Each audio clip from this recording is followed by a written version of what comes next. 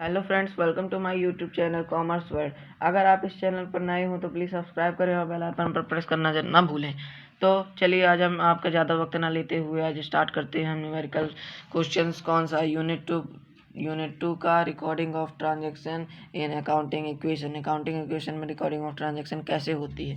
तो देखिए, ये आपके सामने बना है, ये उसका फॉर्मेट है, ट्रांजैक्शन है, ये assets is equals to liabilities plus capital. ये फॉर्मूला ये मैंने समझाया है पिछले वाले वीडियो में, तो आप जाके उस वीडियो को देख सकते हैं और उसमें आपको समझ आ जाएगा ये कि assets is equals to liabilities plus capital क्या होता है और इसको कैसे बनाते हैं। तो चलिए हम स्टार्ट करते हैं। पहला क्वेश्चन है, तो आप देख लीजिएगा बुक में ये लिखा है इसमें कि एकदम सही है। स्टार्टेड बिजनेस विद कैश, मतलब स्टार्टेड किया है बिजनेस विद कैश में 2 लाख में।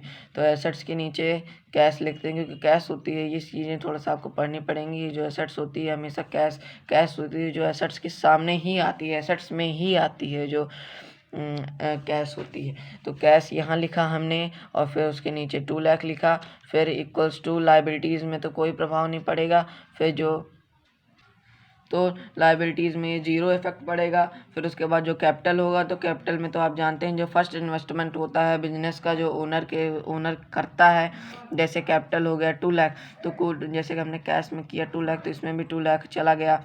फिर उसके बाद हम स्टार्ट करते हैं सेकंड वाला। सेकंड में क्या लिखा है, परचेज गुड्स फॉर कैश, तो मतलब परचेस किया कैश में।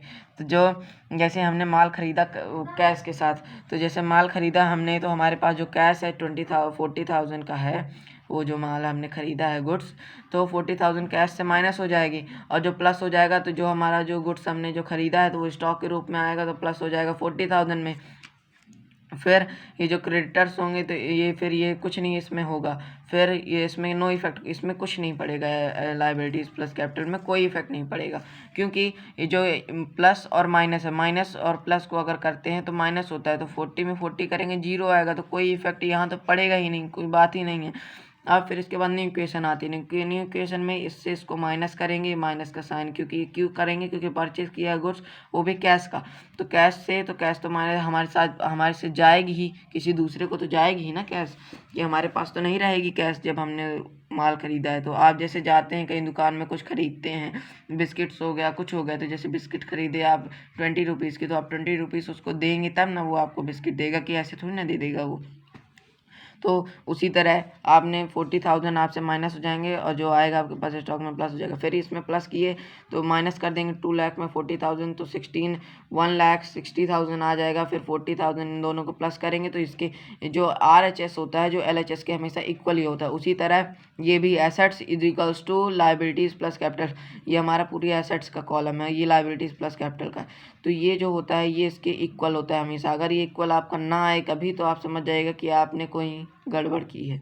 और फिर थर्ड है sold goods to Bhanu costing 10,000 to 12,000, मतलब हमने 100 सेल्स किया है भानु को, वो भी 10,000 का माल 12,000 में। तो ये आपके लिए पहले इसको आपने ये समझाना पड़ेगा कि देखिए, जैसे अगर परचेस होता है और सोल्ड लिखा रहता है तो इसमें क्या नगद होता है क्या उधर क्रेडिट परचेस क्या होता है और जो कैश परचेस होता है वो क्या है। अगर परचेस और सोल्ड बस लिखा हो, उसके साथ किसी का नाम ना हो, तो वो आपका नगद माना जाएगा, मतलब कैश।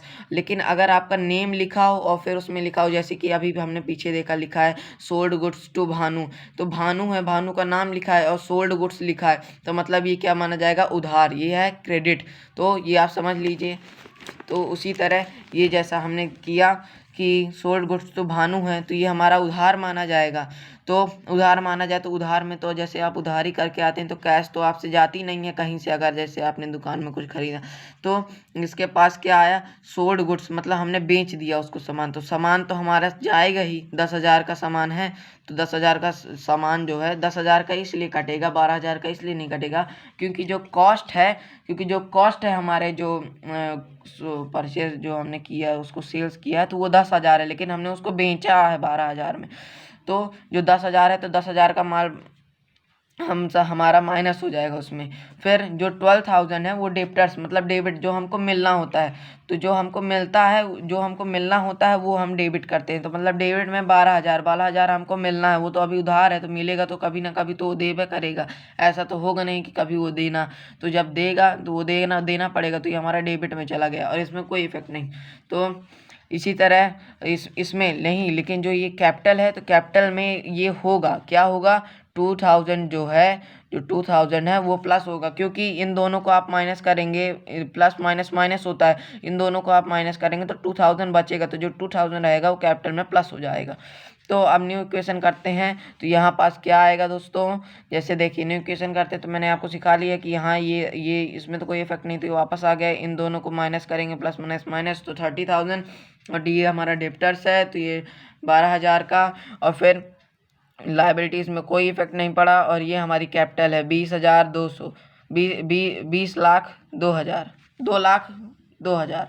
और जैसे कि हमने परचेज किया फर्नीचर, तो अब इसमें 4 ट्रांजेक्शन है, परचेज फर्नीचर फॉर कैश, मतलब हमने नहीं बॉट फर्नीचर ऑन क्रेडिट, हमने मतलब फर्नीचर खरीदा वो भी क्रेडिट में, मतलब उधार में, तो कैश में कोई प्रभाव नहीं। और स्टॉक में आप तो सोचते होंगे कि स्टॉक में होगा, स्टॉक में कुछ नहीं होगा, क्योंकि स्टॉक फर्नीचर जो होता है, जो पर्टिकुलर एसेट्स का अगर नाम दिया होता है तो वो एसेट्स का अलग से कॉलम बनता है, इसलिए यहाँ फर्नीचर का अलग से कॉलम बना है। तो देखिए परचेज फर्नीचर है तो फर्नीचर में इन सब में 0 कर दिए, इन सब में कोई प्रभाव नहीं पड़ेगा, लेकिन जो फर्नीचर का अलग से कॉलम है उसमें 7,000, कितने का हमने क्रेडिट किया था, 7,000। और जो क्रेडिटर्स, लाइबिलिटीज़ में हमेशा क्रेडिटर्स आता है, तो जो क्रेडिटर्स होता है, तो जैसे क्रेडिटर्स हमने किया तो 7,000 इसमें क्रेडिटर्स में बढ़ गए, क्योंकि हमको देना होगा, क्योंकि हमने तो उससे क्रेडिट में ले लिया, हमको तो उसको चुकाना होगा।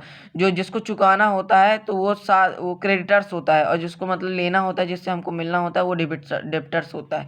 तो क्रेडिटर्स को 7,000, और ये जो कैपिटल हुआ तो इसमें कोई प्रभाव नहीं पड़ेगा। उसी तरह आप न्यू इक्वेशन करिए, ये 0, ये यहाँ पास 0 0 है तो यहाँ पास वही उतार आएगा, और ये 7,000 और ये 7,000 और ये 2,02,000, तो ये 2,02,000 है।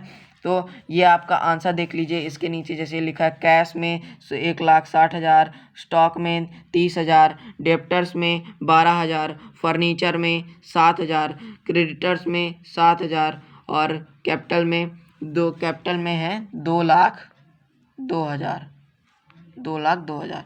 ठीक है, थैंक यू फ्रेंड्स। अगर आपको ये वीडियो अच्छा लगे तो लाइक करिए, और प्लीज़ सब्सक्राइब करना ना भूलें भाई।